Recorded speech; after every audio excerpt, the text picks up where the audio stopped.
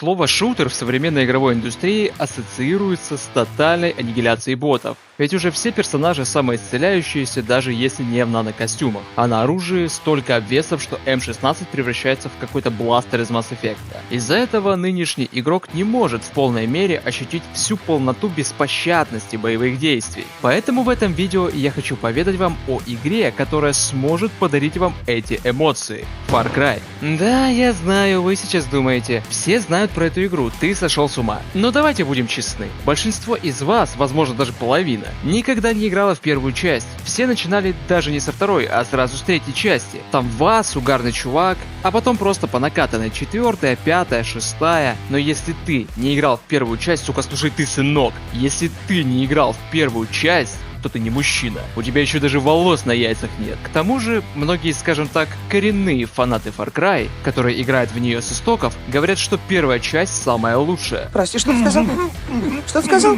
Я сказал, что многие фанаты говорят, что первая Far Cry самая лучшая. Заткнись, блядь! А все потому, что она не похожа на все остальные. Первая часть чуть ли не в буквальном смысле совершенно другая игра, никак не похожая ни на одного своего потомка. И это по одной простой причине.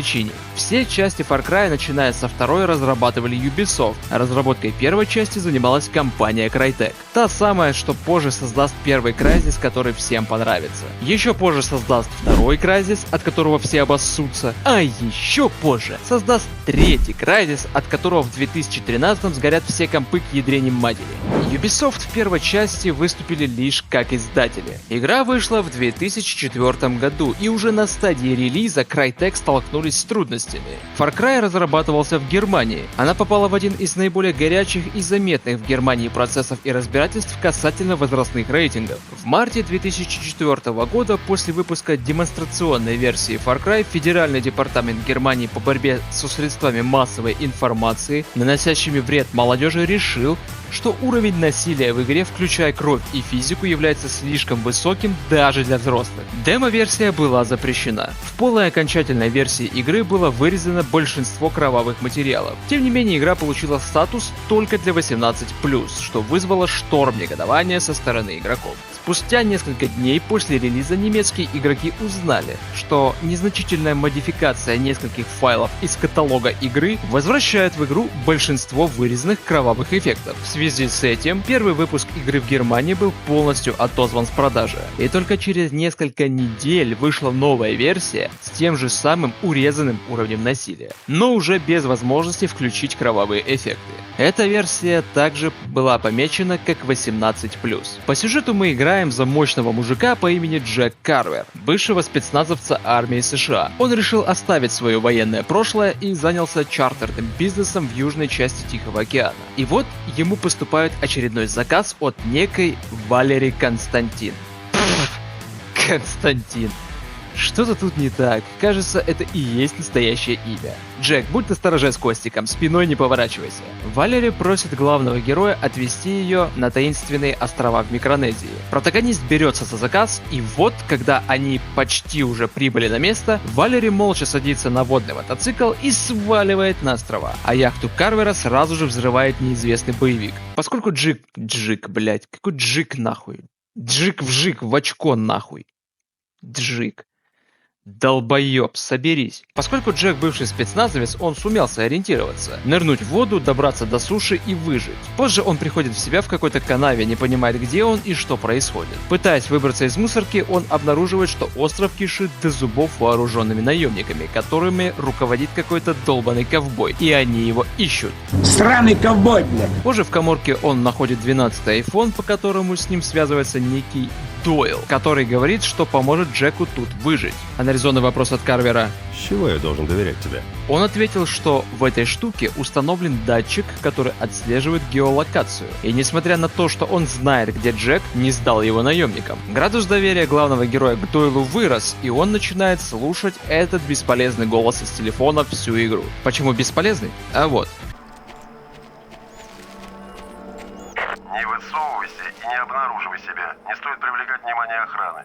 Знаете, когда он это сказал? Когда я уже обнаружил и положил всю охрану. И так он будет делать всю игру. В общем, дальше главный герой лишается рассудка и отправляется спасать Валери, которую вообще не знает, которая молча свалила. Ничего о себе не рассказала, и вообще из-за нее и ее заказа взорвали его яхту, которой он кормился. Вместо того, чтобы стырить лодку у наемников и свалить восвояси. К тому же, он заказ уже выполнил. Валери на островах. Чё тут с ней будет, не его дело. Но он решил поиграть в героя. Далее выяснится, что она вообще агент ЦРУ. На островах выживший из ума дед по имени Кригер проводит опыты над приматами и людьми, чтобы создать мутантов, новую сверхрасу. А Джека вообще специально заманили на остров под предлогом заказа на чартер, чтобы бывший спецназовец выдавил прыщ на жопе правительства. Сюжет спойлерю, потому что он тут довольно банален и не шибко интересен. Тут основная фишка в геймплее. По видеоряду вы уже и сами догадались, что игра жанра ролевой MMORPG симулятора супермаркета с элементами инди и гонок, с нотками экшен RTS стратегии,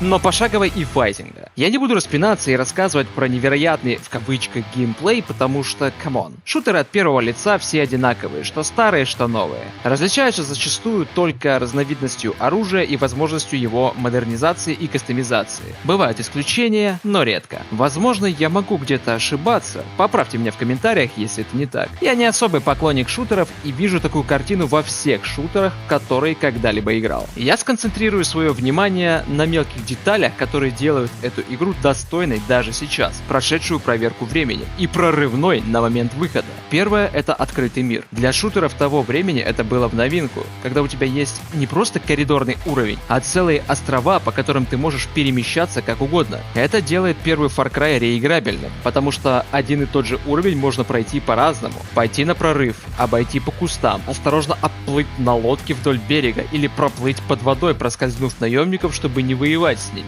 Вариаций очень много. Далее полное отсутствие карты и мини-карты. У нас есть только вот такой компас, на котором мы можем лишь отслеживать направление, в котором стоит двигаться. Ни зданий, ни каких-либо объектов или противников на нем не видно. Максимум вида направления источника шума, если в вас стреляет враг, не более. Но ведь после выстрела противник перемещается, а значит нет стопроцентной гарантии, что враг будет там, откуда доносились выстрелы. Единственным упрощением для нас тут выступает бинокль. В нем встроено устройство слежения, которое отслеживает датчики, а эти датчики есть у каждого наемника на островах. И вот если мы заранее, издалека отсканируем при помощи бинокля эти датчики, то тогда сможем на компасе видеть перемещение врага. Даже тут есть мелкая деталь, которая вызывает симпатию. Мы сканируем не человека, а датчик в его экипировке. Никакой мистики. Это радует. И создает ощущение реалистичности, поскольку мы не можем быть уверенными, где именно находится враг и сколько их вообще. Ровно так же, как и не знаем, где находимся. Мы в прямом смысле в неизвестной местности. Вокруг джунглей, и нам приходится ориентироваться самостоятельно, как в реальности, без каких-либо навигаторов. Игра держит тебя постоянно в напряжении, нужно очень внимательно осматривать местность через кусты, чтобы хоть кого-то увидеть. Ведь мы находимся в густых джунглях. Это играет на руку и нам, ведь наемники нас не видят тоже, пока мы в кустах. Такой себе спасательный круг от получения люлей. Выделяется и система боя. Не сама ее механика, а скорость, с которой ты можешь сдохнуть.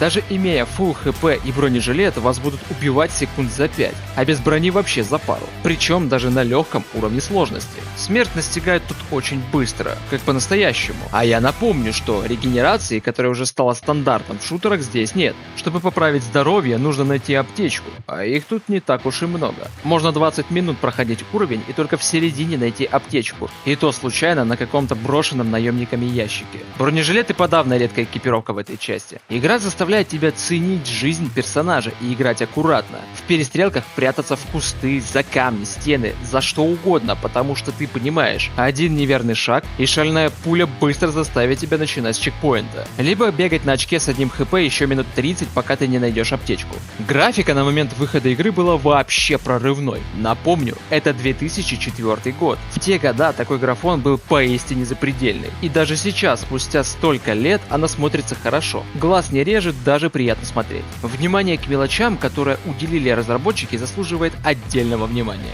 Если взорвать гранату на земле или стрельнуть туда с ракетницы, то образуется воронка. Дыры от пуль в телах, реалистичные брызги воды от взрывов. А если в воду упадет труп, то из него будет течь кровь, а вода будет уносить ее течение. Есть тут уровень на заброшенном корабле. Так вот, есть там место с особо проржавевшей стеной. Если в нее выстрелить, то образуется дыра, и через нее будет проходить солнечный свет в помещение.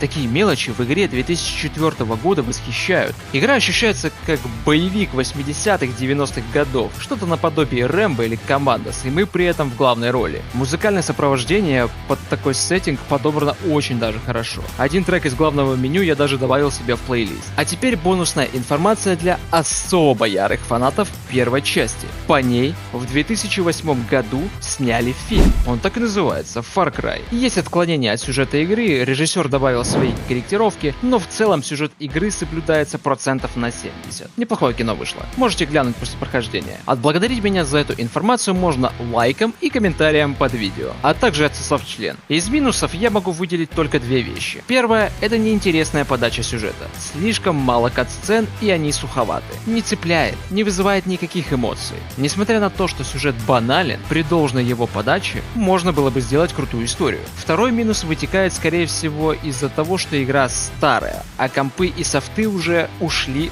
далеко вперед. Из-за этого в игре слишком большой FPS, на который игра не рассчитана. Это влечет за собой наличие читов у ботов. Они иногда могут увидеть вас через стену и через нее же завалить. На высоких уровнях сложности прохождение с такой особенностью превращается в настоящее испытание. И только мужик с яйцами сможет пройти игру. Даже если ты девушка, без яиц не пройти. Без яиц во рту. Тем не менее, первый Far Cry — качественный продукт, достойный вашего внимания даже спустя 20 лет, вне зависимости, какой у вас комп, мощный или слабый. Требования к игре я напишу в описании. У кого слабый комп, сможете ознакомиться и прикинуть, потянет у вас игру или нет. Также я в описании оставлю ссылку на плейлист с моим прохождением Far Cry. Я проходил первую часть на стриме на сложности ветеран. Было хорошее зрелище, советую посмотреть. Если хотите видеть видео чаще, то помогайте моему каналу развиваться. Нужно всего лишь быть подписанным, ставить лайки и комментировать ролики. Это не сложно, зато сильно бустит канал и мотивирует делать контент чаще. Ну все, давай, иди уже отсюда.